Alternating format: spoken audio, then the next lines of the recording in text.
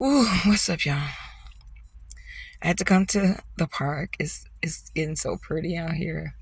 It's real lush too. Look,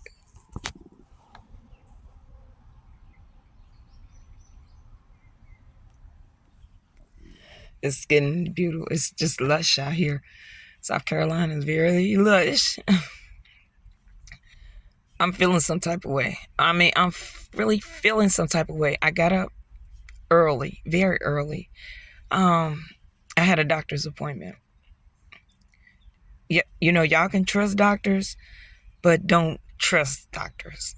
Okay, and I mean don't. Matter of fact, she wasn't even a doctor. She was a nurse practitioner. And I was referred to her. I don't, look, I'm sorry. I know I respect nursing, but I don't respect nurse practitioners because you're trying to fill shoes that are too big for you. Literally, if it doesn't have MD in front of it, I'm not really respecting you. I'm not. I'm not. You just should practice nursing and leave the medicine and medical things to the MDs. Anyway, I went. I got up early. It'll be 10, 11, but I got up early for this appointment. I'm like, you guys to take care of yourself. So I have a doctor, a primary doctor that I took on, and she referred me to all these other entities. One for stress, a therapy. I have a therapist. And now this morning I got up and then I read the email and it was like, don't wear any perfume. And I was like, oh, this must be the one for the gynecologist. And I was like, oh, because gynecologists, when they give you a pap smear, they look at that thingy. They don't like for you to wear perfume. I don't know why. I guess it affects them, I guess. Because one time I had a male doctor and I put on some, I just did. I forgot. I just wanted to be, fresh. And I had put on, I think it was Victoria's Secrets or something. I just was clean. And it was just me, him, and the nurse. And, your legs are in the air. This thing and it opens up, to see everything. And my legs was in the air and the nurse was like, calm down, doctor. First she starts saying doctor, and keep in mind my legs are open in the air and this thing is whatever it's open, taking cultures or whatever. And she was telling him calm down, and I'm like, I can't see because I'm covered and my legs, and I'm in these stirrups, and I'm like, what is going on down there? And I guess maybe the perfume disturbed them because they're used to seeing that thing like that because it's like breakfast. They see it all the time, but he got disturbed. So you can't wear perfume, I guess. I don't know what bothered him, but they don't want you to wear perfume. But so the email said, do not wear any perfume. I was like, okay, this must be for the pap smear. But I really don't need a pap smear because I think you have to be active for that. I'm not very active, but I'm good. I didn't really, and I'm like, why am I getting that? Like, everything good over there. Like, nothing's going on. And I said, well, anyway, don't put on perfume. And I put a little bit on anyway, just because it's fresh. And I get to the appointment and I forgot to sign a paper. And oh my God. And this police came to me. He was like, Miss you need to he said, how are you doing? And I was like, what in the world is the police coming over here for? Or he's a security police. He had that tool on side of him and the other stuff. And I'm like, what is he doing in here?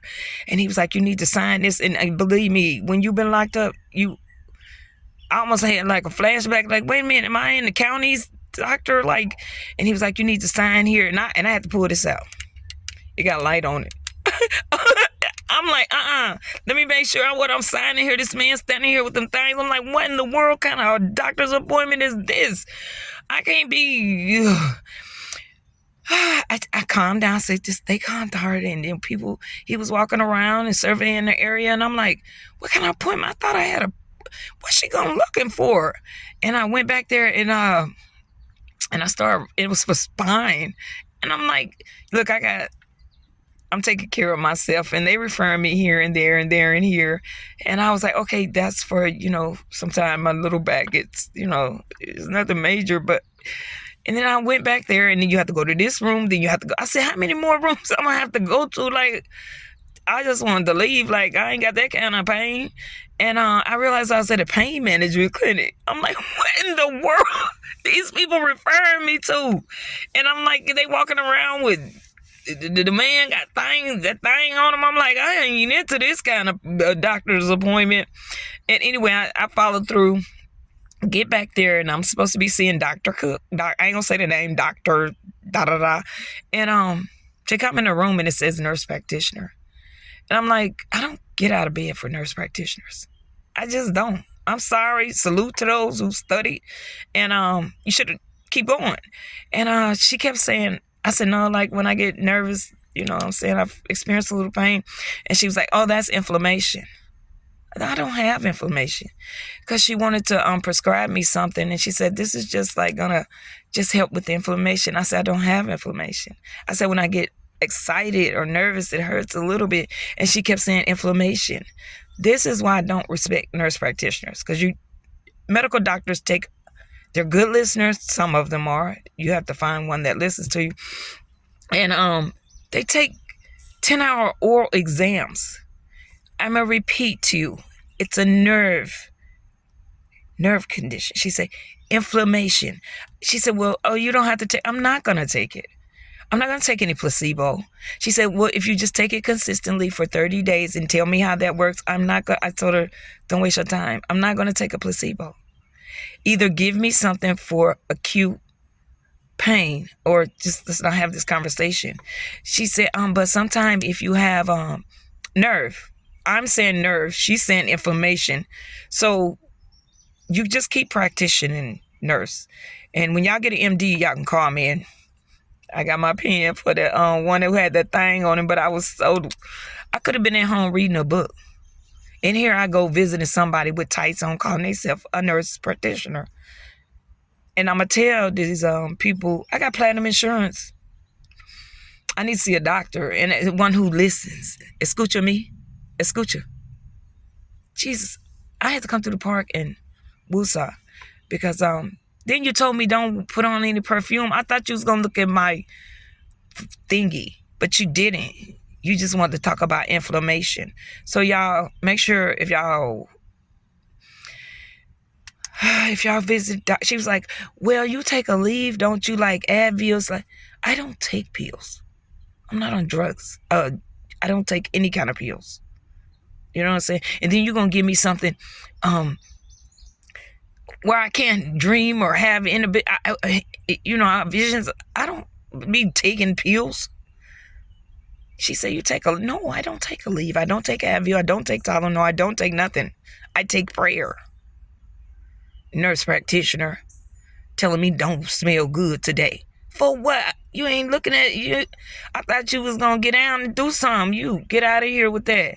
Inflammation and Advil and a leave. You take some leave. Matter of fact, how do you get out? And then when I tried to leave, they was like, you have to check out.